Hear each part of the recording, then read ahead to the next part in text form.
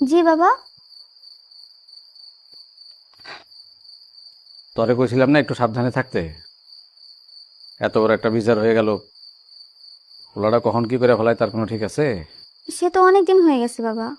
তাতে কি, শত্রু তার আঘাতের কথা কখনো বলে না, সবসময় উৎপাইতে থাকে ক্ষতি করার লেগে। ঠিক আছে, এখন থেকে সাবধানেই চলবো। ঠিক আছে। ও, আরেকটা কথা, ওই যে যেই ছেলেটা তোরে বিয়ে করতে চাইছিল, ও সব কিছু যাই না, ও এখনো তোরে বিয়ে করতে রাজি আছে। তুমি কি বলছো?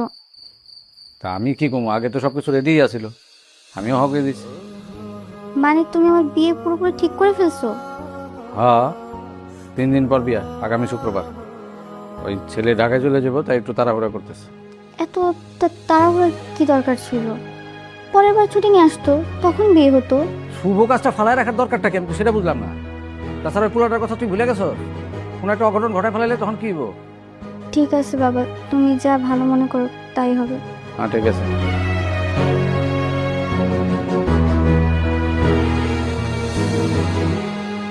আম কেমন এসছে?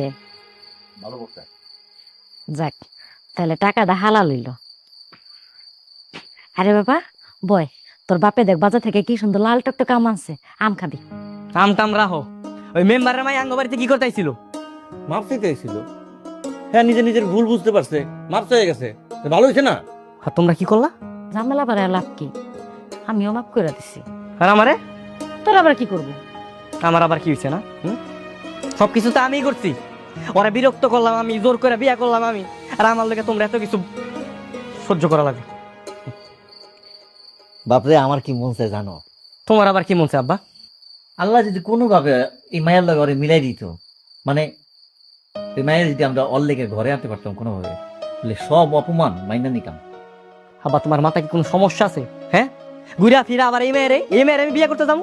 আমি না দুধ দিয়ে গোসল করে শপথ করলাম যে এই মেয়ের কাছে আমি জীবনে যাবো না। তো কি হয়েছে? তুই যেই কাম করছস এই এলাকা মেয়ে দেবো কে তোরে? ওই মেয়েরা তোর বিয়া করানো লাগবে। হতাই বলে আমি এই মেয়ের বিয়ে করতে যাবো না? দেখো আমি যেমনি আছে আমার এমনি থাকতে দাও, ভালো আছি, ভালো থাকতে দাও। দেখ বাবা, মায়েরটা তো আমি দেখছি আজকে, অনেক লক্ষ্মী একটা মাইয়া, কি মায়া আছে হারার মধ্যে। আর ওরা দেখে কিন্তু মনে হয় না যে মাইয়া তোর উপর